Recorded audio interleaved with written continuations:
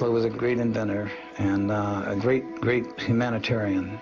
Well, Tesla wanted to get into his field, which was free, if you will, energy that comes from the surroundings. He was hired by J.P. Morgan to work with Westinghouse and Edison companies and on the East Coast. And Tesla said, I've got it made. I think we can now transmit electrical power through the Earth, through the ionosphere, without any wires or telephone poles.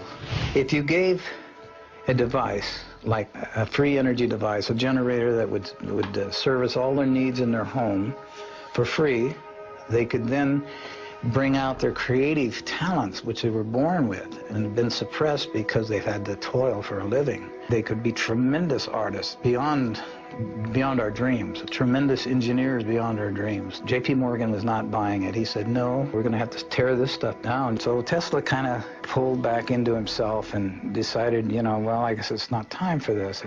Well, at that time, he was living in the New Yorker Hotel, actually, in New York. And there was a fellow by the name of Otis Carr who he's going to school, and to supplement his income, he worked as a clerk in this hotel.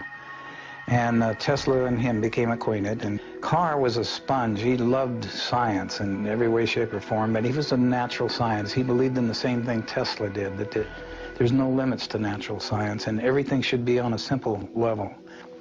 Tesla said, they're not interested in my time. I want you to take everything I can teach you and go in your time and see if they'll listen to you.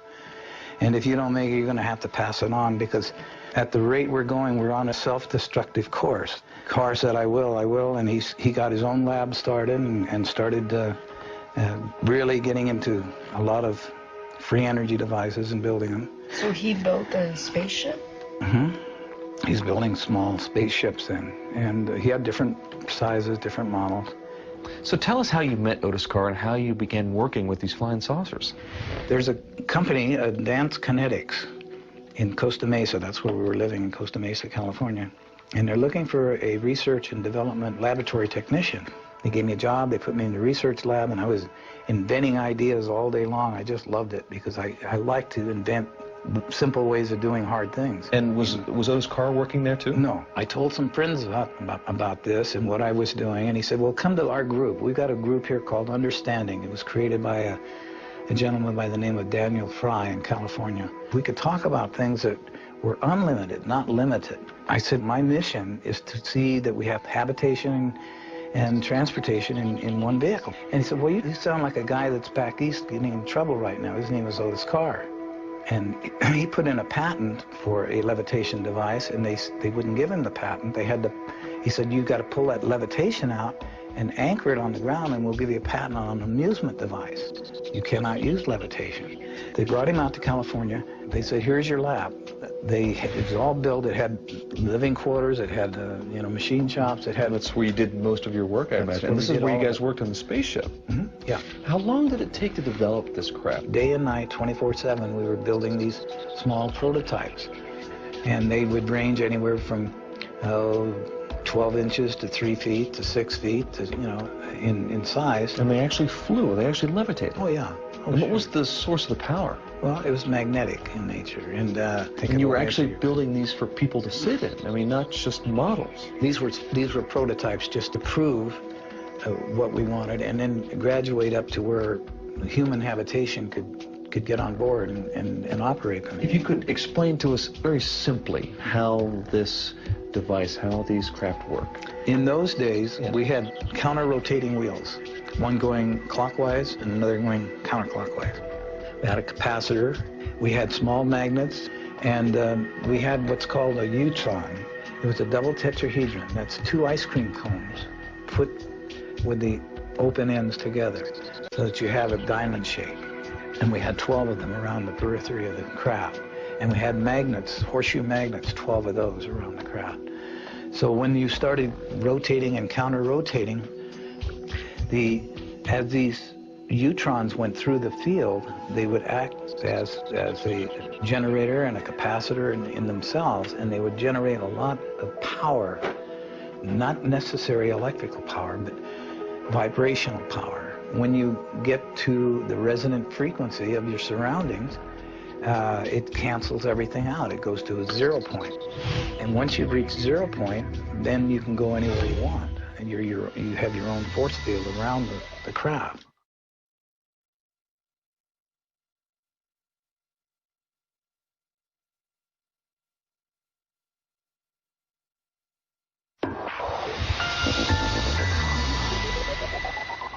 You control its up and down and left and right movements by how fast it spins or other gyros in there? Yeah, the ones with the models we had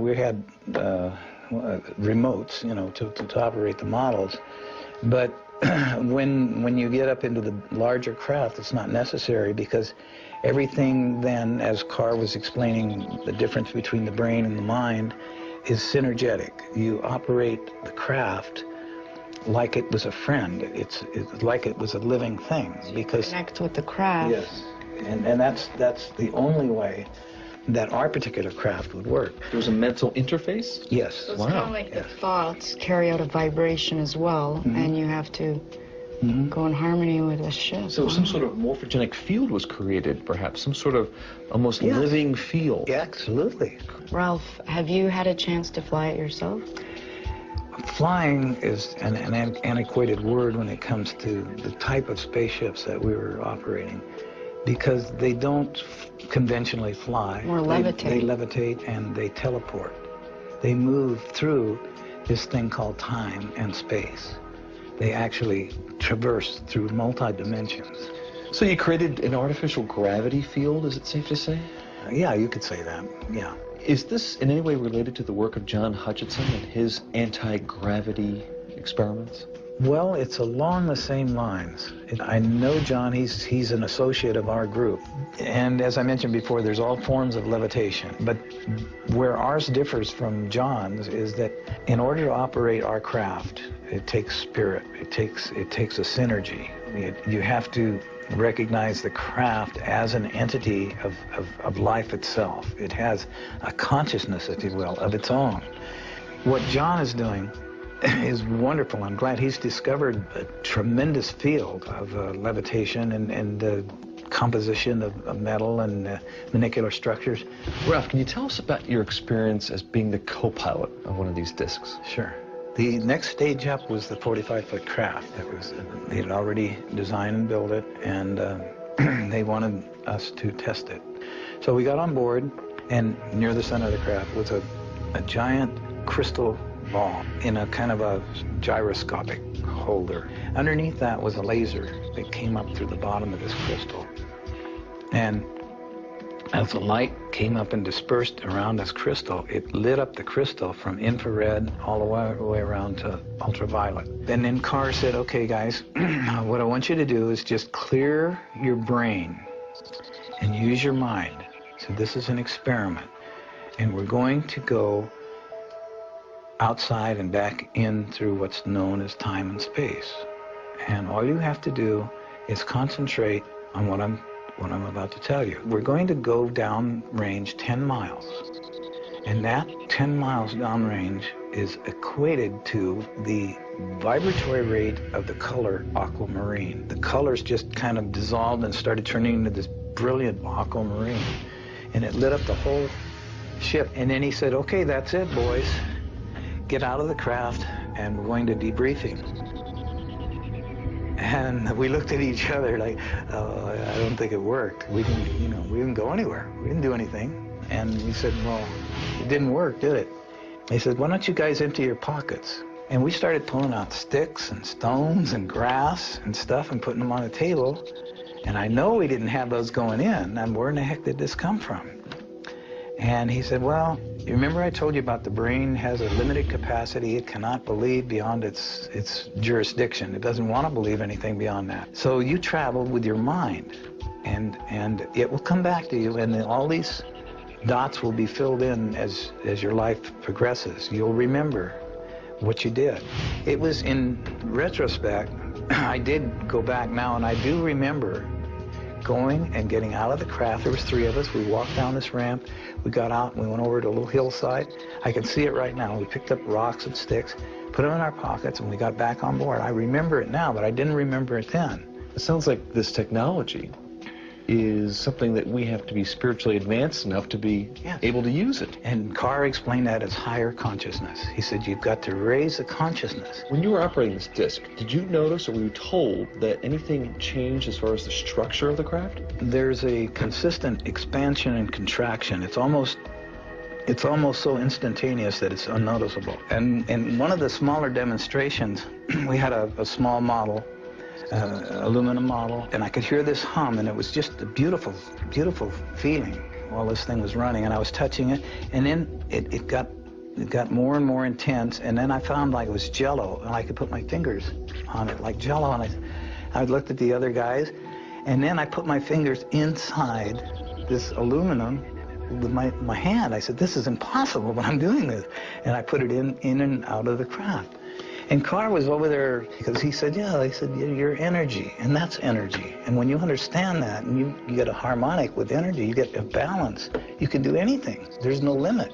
So the next day, he had another model, and we put it up, but he was going to accelerate beyond. He says, these retinas are like cameras, are flashing at milliseconds. And when you flash fast enough, things seemingly disappear.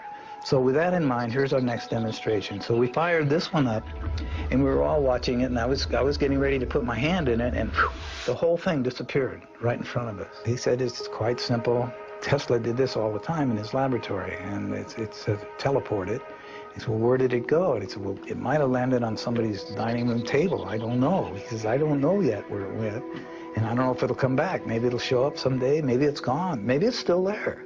But we just don't see it. So we don't see it, yeah. And it's out of our dimension. And he explained that the mind, when you tune yourself high enough and you get into the mind space instead of the brain space, instead of logic or instead of reasoning or instead of all those things, you just get up to a sense of knowing. You know who and what you are. That you're a creative, immortal, infinite being. And we all are.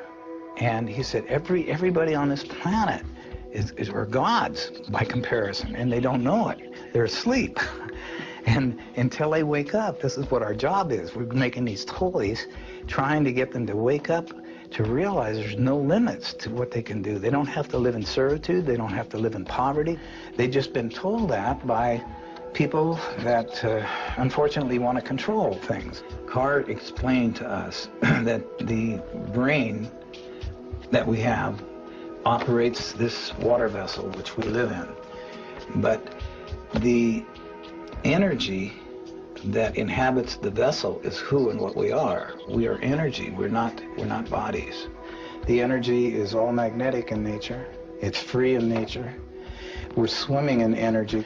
Well, before we could get any further with it, we were invaded, if you will, by people with a piece of paper that said they were at this time closing us down. The paper read that we were attempting to overthrow the monetary system of the United States, and that could be construed as high treason, and we were shutting you down and confiscating all your equipment. Wait a minute. Didn't John Hutchison say the same thing about the Canadian government? That they confiscated his entire lab at one time?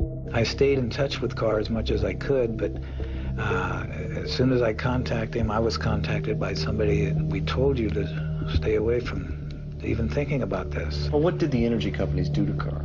The powers that be, namely the power companies, weren't quite interested in anything that to do with Tesla or Carr. They didn't want this information out. It was even beyond the energy company. It came down to, and it can be traced to this day, back to the international banking system out of England. That's where this all started, the monetary system per se. Because his inventions were so revolutionary, would it upset the whole banking system? Yes, it would upset everything. They had a very, very earnest effort put forth to eliminate Carr and his invention.